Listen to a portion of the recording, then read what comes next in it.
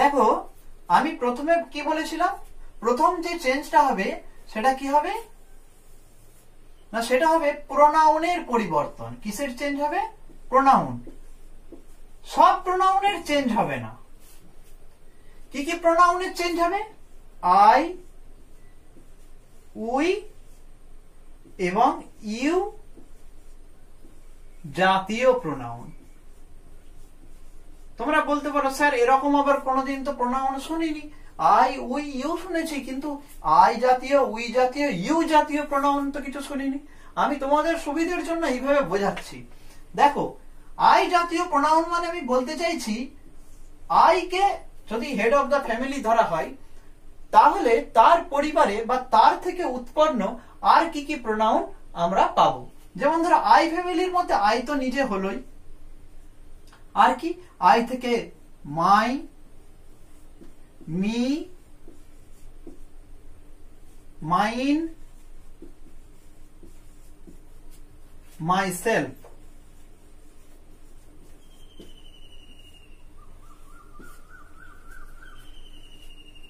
We কে যদি ধরা যায়, উই ফ্যামিলির মধ্যে কি হবে? উই নিজে, আওয়ার, আস, আওয়ার্স, ourselves।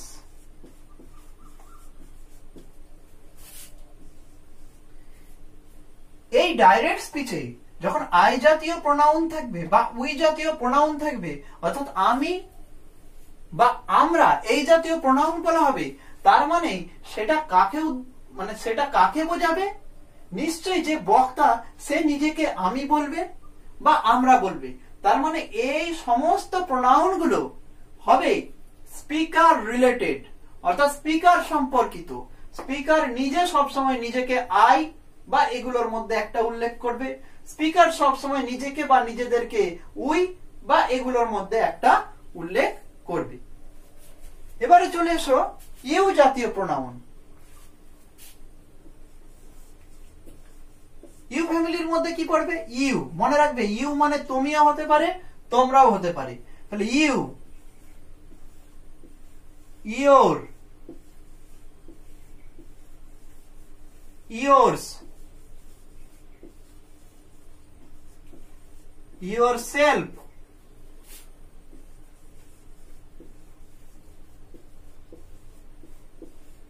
yourselves।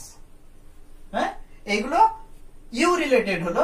তাহলে এইগুলোকে কে বলবে? কার উদ্দেশ্যে বলা হবে? এইগুলো কার রিলেটেড হবে? রানা, অর্থাৎ শ্রোতা রিলেটেড। এই দুটো হয়েছিল স্পিকার রিলেটেড, এইগুলো হলো listener related.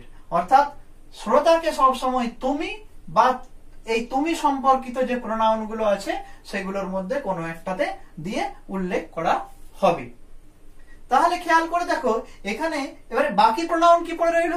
He related pronoun, she related pronoun. অর্থাৎ হি রিলেটেড প্রোনাউন বলতে হিজ, হিম, হিমসেলফ। হ্যাঁ, তোমার she related pronoun she, her, hers, herself. বা they related pronoun they, them, their, themselves. It related pronoun এই he related pronoun, she related pronoun, they related pronoun, it related pronoun, এই তিনটে বাদ দিয়ে কোন প্রকার প্রোনাউন এই ডাইরেক্ট স্পিচ থেকে ইনডাইরেক্ট স্পিচে পরিবর্তন করার সময় পরিবর্তিত হবে না। হ্যাঁ, আমরা শুধু পরিবর্তন কাদের কাদের করব? এই ডাইরেক্ট স্পিচের মধ্যে I related pronoun, we related pronoun এবং ইউ রিলেটেড প্রোনাউন। এবারে সবসময় পরিবর্তন হবে এরকম কোনো মানে নেই, অত তোমাদের আর এখন ব্যাপারটা যদি আমি বলতে যাই এখন ঘেঁটে যাবে। যাই হোক, তোমরা ধরে রাখো পরিবর্তনটা হবে, পরিবর্তনটা হবে। আমরা পরিবর্তনটা কি ধরে করব? পরিবর্তনটা স্পিকার দেখে করব, পরিবর্তনটা লিসনার দেখে করব। এবার দেখো চলে আসি একটু পরিবর্তন কি কি অংশে হবে। এই তিনটে প্রোনাউনের মধ্যে ইউ রিলেটেড প্রোনাউন এখানে আছে, আর ইউ রিলেটেড প্রোনাউন নেই। আই রিলেটেড প্রোনাউন এখানে আছে। ইউ রিলেটেড প্রোনাউনটা যেটা হয়েছে সেটা লিসেনার অনুযায়ী পরিবর্তিত হবে। ইউ রিলেটেড প্রোনাউন যেটা রয়েছে, তার মানে এখানে আমি কি বলেছিলাম, রানা হচ্ছে, মিতা যদি 1 নম্বর ব্যক্তি হয়, রানা হবে 2 নম্বর ব্যক্তি। তাহলে ইউ হচ্ছে তোমার কি বলে 2 নম্বর ব্যক্তি, লিসেনার। আর মি এ হচ্ছে 1 নম্বর ব্যক্তি। তাহলে এদের অনুযায়ী পরিবর্তনগুলো হবে। হলো? আচ্ছা, এবারে দেখো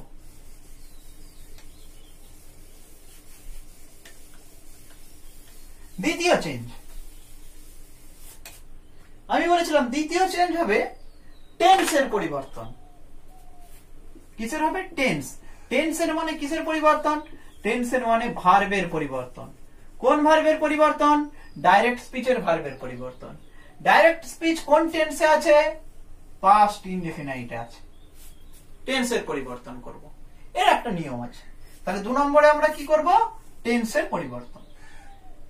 ধরো আমি কি বললাম একটু আগে, যে টেন্সের পরিবর্তনটা তখনই হবে যখন রিপোর্টিং ভার্বটা পাস্টে থাকবে। আরেকবার মনে করিয়ে দিলাম, রিপোর্টিং ভার্ব সেড ছিল, তাহলে সেড ছিল, তাহলে রিপোর্টিং ভার্বটা যেহেতু সেড পাস্টে ছিল, তাহলে টেন্সটা এখানে চেঞ্জ হবে।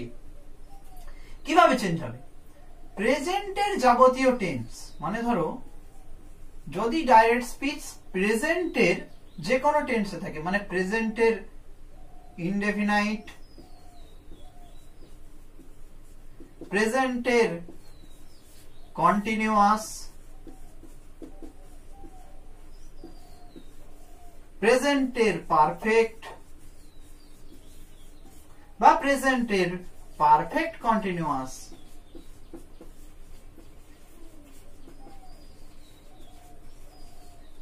এগুলোর মধ্যে একটা থাকে ডাইরেক্ট স্পিচে, তাহলে এই যে প্রেজেন্টের ইনডিফিনাইট বা প্রেজেন্টের কন্টিনিউয়াস বা প্রেজেন্টের পারফেক্ট বা প্রেজেন্ট টেন্সের পারফেক্ট কন্টিনিউয়াস, এর যে কোনো একটাতে থাকলে সেটা হয়ে যাবে পাস্ট ইনডিফিনাইট বা পাস্ট কন্টিনিউয়াস বা পাস্ট পারফেক্ট বা পাস্ট পারফেক্ট কন্টিনিউয়াস। যেমন যদি প্রেজেন্ট ইনডিফিনাইট থাকে তাহলে সেটা কি হয়ে যাবে না পাস্টের ইনডিফিনাইট। যদি প্রেজেন্ট কন্টিনিউয়াস থাকে তাহলে সেটা হয়ে যাবে পাস্টের কন্টিনিউয়াস, পাস্ট টেন্সের কন্টিনিউয়াস। যদি প্রেজেন্ট পারফেক্ট থাকে তাহলে হয়ে যাবে পাস্ট পারফেক্ট। যদি প্রেজেন্ট পারফেক্ট কন্টিনিউয়াস থাকে তাহলে হয়ে যাবে পাস্ট পারফেক্ট কন্টিনিউয়াস। তাহলে হলো প্রেজেন্ট টেন্স গুলো বোঝা গেল যে প্রেজেন্ট টেন্সের যে তোমার 4টে ভাগ, present indefinite, present continuous, present perfect এবং প্রেজেন্ট পারফেক্ট কন্টিনিউয়াস, সেগুলো পাস্টে চলে যাবে। Past indefinite, past continuous, past perfect এবং পাস্ট পারফেক্ট কন্টিনিউয়াস। সমস্যাটা হচ্ছে এটা মনে রাখতে অসুবিধে নেই, অসুবিধা শুধু পাস্টের গুলো মনে রাখা, পাস্ট টেন্সের গুলো মনে রাখা। ধরো পাস্ট ইনডিফিনাইটে রয়েছে, তখন কি হবে? তখন পাস্ট ইনডিফিনাইট থাকলে কি পাস্ট ইনডিফিনাইট হবে না। পাস্ট ইনডিফিনাইট থাকলে তখন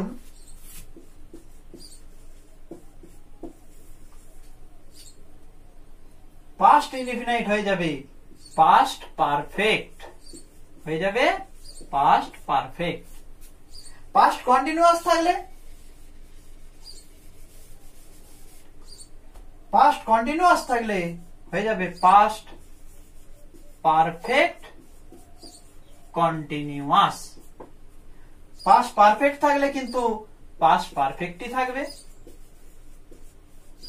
আর পাস্ট পারফেক্ট কন্টিনিউয়াস সেও কিন্তু পাস্ট পারফেক্ট কন্টিনিউয়াসই থাকবে। তার মানে দেখা গেল যে প্রেজেন্টের আমার 4টে টেন্স মনে রাখার পক্ষে খুব সহজ, যে প্রেজেন্টের 4টে টেন্স পাস্টের ওই রকমই পাস্টের 4টে টেন্সে রূপান্তরিত হবে। কিন্তু পাস্টের বেলায় এই দুটো টেন্স, পাস্ট ইনডেফিনাইট এবং পাস্ট কন্টিনিউয়াস, সেটা কিন্তু একটু অন্যভাবে চেঞ্জ হবে। পাস্ট ইনডেফিনাইট হবে পাস্ট পারফেক্ট, পাস্ট কন্টিনিউয়াস হবে পাস্ট পারফেক্ট কন্টিনিউয়াস। আর পাস্ট পারফেক্টই থাকবে, past perfect continuous past perfect কন্টিনিউয়াসই থাকবে। তাহলে 1 নম্বর চেঞ্জ আমরা করেছিলাম কি না, প্রোনাউনের পরিবর্তন। কোন কোন প্রোনাউনের পরিবর্তন? আই জাতীয়, উই জাতীয় এবং ইউ জাতীয় প্রোনাউনের পরিবর্তন। 2 নম্বর আমরা চেঞ্জ করলাম কি, টেন্সের পরিবর্তন। আর একটা পরিবর্তন বাকি আছে, একটু আগে দেখো আমি বলে এসেছি, খেয়াল করে দেখো যে সেটা কি না, সেটা হচ্ছে কিছু বিশেষ শব্দের পরিবর্তন, সেটা আমরা বোঝাবো। আচ্ছা, তার আগে বলে নি এখানে তাহলে গেভ এটা ছিল কি পাস্ট ইনডিফিনাইটে, তাহলে এই চার্ট অনুযায়ী এটা কিসে পরিণত হবে না পাস্ট পারফেক্ট। এটা আমরা মার্ক করে রাখলাম, টেন্সের হলো। এবার কিছু বিশেষ শব্দ, এটার আমি একটা লিস্ট করে দিচ্ছি, সেটা কি স্পেশাল ওয়ার্ডস, কি related, time and place related words. যেমন ধরো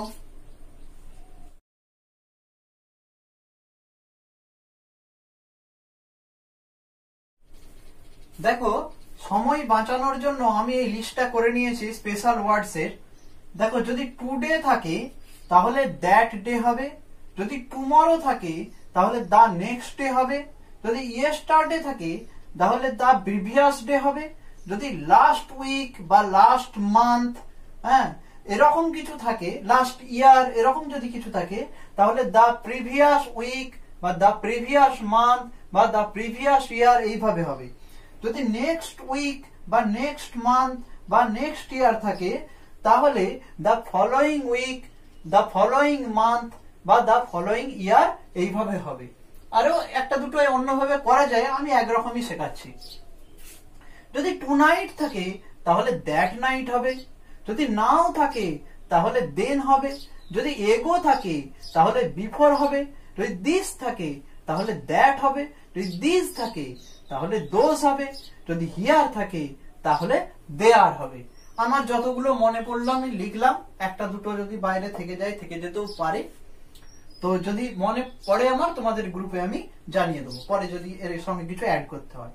তবে তোমরা মনে রাখবে একটা জিনিসই, যে এই যে চেঞ্জগুলো হবে এই চেঞ্জগুলো কিন্তু ওয়ান ওয়ে চেঞ্জ, মানে রাস্তায় যেমন ওয়ান ওয়ে থাকা মানে একদিক দিয়ে গাড়ি যায় আর সেই রাস্তা ধরে উল্টো দিক থেকে গাড়ি আসতে পারে না, সেই রকম ভাবে এটা হচ্ছে ওয়ান ওয়ে চেঞ্জ। মানে টুডে থাকলে দ্যাট ডে হবে, কিন্তু দ্যাট ডে থাকলে সেটাকে আর টুডে তে রূপান্তরিত করা যাবে না। মানে তোমার মনে রাখতে হবে যে ডাইরেক্ট স্পিচে এইগুলো যখন উল্লেখ থাকবে তখন এদিক থেকে এদিকে চেঞ্জ করা যাবে, কিন্তু বাই চান্স যদি ডাইরেক্ট স্পিচে এদিকের কোনো জিনিস থেকে থাকে, যেমন ধরো দেন, আরেকটা আছে মনে পড়লো আমার, ধরো এটা ছোট্ট করে লিখে দিচ্ছি এই উপরটাই, কাম যদি থাকে তাহলে সেক্ষেত্রে সেটা গো হবে। একটা দুটো ক্ষেত্রে কামকে কামই রেখে দিতে হয়, হ্যাঁ গো করা হয় না। কিন্তু তুমি বলতে পারবে না ধরো ডাইরেক্ট স্পিচে যদি গো থাকে সেটা কাম এই শব্দে এই ভার্বে রূপান্তরিত হবে, তো সুতরাং চেঞ্জ গুলো হবে এইগুলো যদি থাকে এইগুলোতে রূপান্তরিত হবে। ডাইরেক্ট স্পিচে যদি এদিকের গুলো থাকে তাহলে কিন্তু আমি যে নীল কালিতে যেগুলো লিখেছি সেইগুলোতে চেঞ্জ হবে, উল্টো দিকে চেঞ্জ হবে না। এবারে দেখো, আমি এখানে চেঞ্জ করছিলাম কি আই, উই আর ইউ জাতীয় প্রোনাউন, চেঞ্জ আমি মার্ক করে রেখেছি চেঞ্জের জন্য। টেন্সের চেঞ্জ করেছিলাম দ্বিতীয়বারে, দ্বিতীয় নিয়মে আমরা বলেছিলাম টেন্সের চেঞ্জ হবে, সেটাও মার্ক করে রেখেছি। এবার আমি স্পেশাল ওয়ার্ড গুলো দেখবো এর মধ্যে কিছু আছে নাকি। হ্যাঁ, টাইম এবং প্লেস রিলেটেড এখানে আছে একটা, দেখো দিস আছে, আচ্ছা এটাকে একটু অন্য চিহ্ন দিই, এটাকে হ্যাশ চিহ্ন দিচ্ছি। দিস আছে এবং ইয়েস্টারডে আছে, তো এইগুলো চেঞ্জ হবে কিসে, দিস থাকলে দেখছো দ্যাট চেঞ্জ হবে এবং ইয়েস্টারডে থাকলে দা প্রিভিয়াস ডে এতে চেঞ্জ হবে। হ্যাঁ, দা ডে বিফোরও হয়, আমি একরকমই দেখালাম। তো দেখো, তাহলে আমরা এই তিনটে নিয়ম যখন পেয়ে গেলাম তখন আমরা গোটা ন্যারেশন চেঞ্জটা আমরা করে নিতে পারবো অ্যাসার্টিভ সেন্টেন্সে। আমরা প্রথমটা করে নিয়েছিলাম আগেই, যে মিতা সেড টু ছিল, তাহলে টোল্ড করেছিলাম, কমা করেছিলাম, তুলে দ্যাট করেছিলাম। আমাদের বাকি ছিল কি, বাকি ছিল ডাইরেক্ট স্পিচটা। এবার দেখো আমরা একটু একটু করে চেঞ্জ করছি। ইউ, ইউ মানে কি, আমি আমি দুটো ধাপে চেঞ্জ করব। প্রথমে একটু একটা চেঞ্জ করে নেব, তারপরে একদম ঠিক যেটা মানে একবারে উত্তর, ফাইনাল উত্তর, সেটাতে যাব। প্রথমে ফাইনাল উত্তরের আগে আমি একটা স্টেপ এক্সট্রা করতে চাইছি তোমাদের বোঝানোর জন্য। যেমন ধরো এখানে ছিল তাহলে ইউ, ইউ সবসময় শ্রোতাকে বলা হবে ইউ, তাহলে শ্রোতাটাকে এখানে রানা, আমি প্রথমে রানা লিখবো। তোমরা হয়তো অনেকে বলতে পারো এটা লিখছি কেন, আমি বোঝানোর জন্য, একটু সুবিধার জন্য আর একটা স্টেপ ছাত্রছাত্রীদের প্রতি বছরই এক্সট্রা করাই প্রথম, তারপরে তারা যখন প্র্যাকটিস করে নেয় তখন আর দরকার হয় না। রানা, তাহলে ইউটা ছিল কে, তোমার কি বলে লিসনার, তাহলে লিসনার হয়ে গেল রানা। গেভ, পাস্ট ইনডিফিনাইট আছে, করব পাস্ট পারফেক্টে। গেভ পাস্ট পারফেক্ট করলে হবে হ্যাড গিভেন। টেন্স চেঞ্জ যদি তোমাদের করতে অসুবিধা হয় তাহলে কিন্তু তোমাদেরকে পুরনো বইগুলো একটু খুলে দেখতে হবে, বা আমি যেসব ক্লাসে টেন্সটা বুঝিয়েছিলাম সেই খাতা যদি থাকে তোমরা খুলে দেখতে পারো। আচ্ছা, তাহলে হ্যাড গিভেন একটু ওপরে লিখলাম আপাতত, মিটা আছে বলে। আচ্ছা, হ্যাড গিভেন হলো, তাহলে টেন্সটাও চেঞ্জ হয়ে গেল। আরে মি কে না স্পিকার, আমি আপাতত নামটা বসাবো। Rana had given Mita. This একটা স্পেশাল শব্দ, সেটা চেঞ্জ হয়ে হবে দ্যাট। যেগুলো মার্ক করে রেখেছিলাম সেগুলো চেঞ্জ করছি। ইয়েস্টারডে, এটা চেঞ্জ হবে। নভেল মার্ক করে রাখিনি, নভেল চেঞ্জ হবে না, ইয়েস্টারডে হবে দা প্রিভিয়াস ডে। এটা আমি একটা এক্সট্রা স্টেপ করে নিলাম। এবার আমরা ফাইনাল উত্তরটায় আসবো।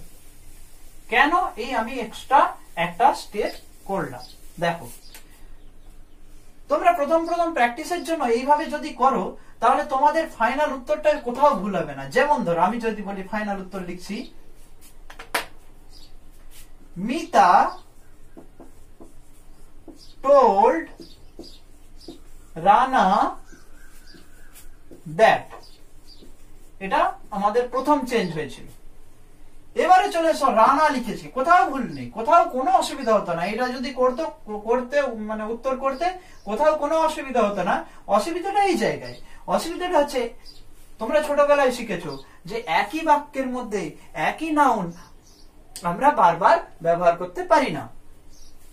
সুতরাং আমরা কি করব, একটা বাক্যে একটা নাউনের উল্লেখের পর দ্বিতীয়বারে সেই নাউনটা যখন আবার উল্লেখিত হবে, সেই নাউনটাকে না উল্লেখ করে তার বদলে আমরা সমগোত্রীয় প্রোনাউন বসিয়ে দেব।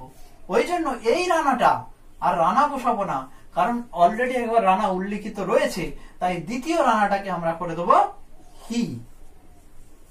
দ্বিতীয় রানাকে কি করে দেবো, হি, কারণ একটা ছেলে। যদি ধরো এখানে হি না বসতো তাহলে হি এর ফ্যামিলির অন্তর্গত যে কোনো একটা প্রোনাউন বসতো। ওইটা বোঝানোর জন্য আমি একটা এক্সট্রা স্টেপ করালাম। হি যদি না বসতো এখানে তাহলে অন্য কোনো প্রোনাউন খুঁজতে যাওয়ার দরকার নেই, আমাকে হি এর ফ্যামিলির অন্তর্গত কোনো প্রোনাউন বসাতে হবে। হি না বসলে হিজ বসবে, হিজ না বসলে হিম বসবে, হিম না বসলে হিমসেলফ বসবে, এই চারটের বাইরে আর কিছু বসবে না। দেখো হ্যাড গিভেন, এটা নিয়ে তো কোনো সমস্যা নেই, টেন্স আমরা চেঞ্জ করে নিয়েছি, পাস্ট পারফেক্ট। মিতা, একবার আবার মিতা উল্লেখিত রয়েছে, তাহলে দ্বিতীয়বারে আমরা এই একই নাউন রিপিট করব না। মিতা একজন মেয়ে, সে হয়ে যাবে সি প্রোনাউন। মেয়েদের ক্ষেত্রে কি বসে প্রোনাউন, সি বসে। এবারে দেখো পরের সেন্টেন্সের সাথে ভুল হচ্ছে, Mita told Rana that he had given C. শুনতে একটু খাপছাড়া লাগছে না? He had given C. আচ্ছা, শুনতে যখন খাপছাড়া লাগছে তখন আমরা সি যদি নাও বসাতে পারি, সি এর ফ্যামিলিরই কাউকে বসাবো, সি রিলেটেড প্রোনাউনই বসাবো। সি থেকে আর কি কি প্রোনাউন তৈরি হয়, সি ফ্যামিলির মধ্যেকার প্রোনাউন গুলো কি কি? এক তো সি, সে হচ্ছে গার্জিয়ান। তো সি বা সি যদি হেড অফ দ্য ফ্যামিলি হয়, সি যদি না বসে, তাহলে সি এর বদলে আমরা হার বসিয়ে দেখাবো। যদি দেখি হার বসছে না, তাহলে হার্স বসাবো। যদি দেখি হার্সও বসছে না, তাহলে হারসেলফ বসাবো। এর বাইরে কিছু হবে না। হয় সি বসবে, না হলে হার বসবে, না হলে হার্স বসবে, না হলে হারসেলফ বসবে। তো দেখি এর মধ্যে কি বসে। হি হ্যাড গিভেন, সি বসলো না, আচ্ছা হার বসিয়ে দেখি। হি হ্যাড গিভেন হার, হয়ে গেছে। হি হ্যাড গিভেন হার। যদি হার না বসতো তাহলে হার্স বসাতাম, হার্স না বসালে হারসেলফ বসাতাম। এইভাবে যদি 1 মাস প্র্যাকটিস করো, তাহলে কিন্তু দেখবে ব্যাপারটা জলভাত হয়ে গেছে, তখন আর এত কিছু ভাবতে হচ্ছে না। আর তারপরে তো যেগুলো মার্ক করা ছিল সেগুলো করে দিয়েছি। দিস নভেলটা হয়ে গিয়েছিল, দ্যাট নভেল। ইয়েস্টারডে হয়ে গিয়েছিল দ্য প্রিভিয়াস ডে।